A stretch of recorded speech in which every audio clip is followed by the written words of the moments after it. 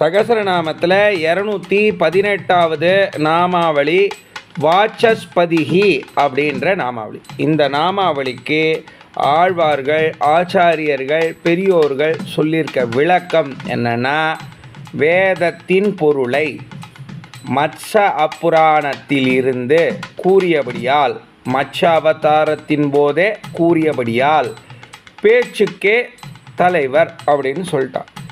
ஏன் சுவாமி, மச்ச அவதாரத்தில் பெருமாள் பேசினர் அப்படின்றத நிர்ணயம் பண்ணியிருக்கா ஆழ்வார் ஆச்சாரியர்கள்.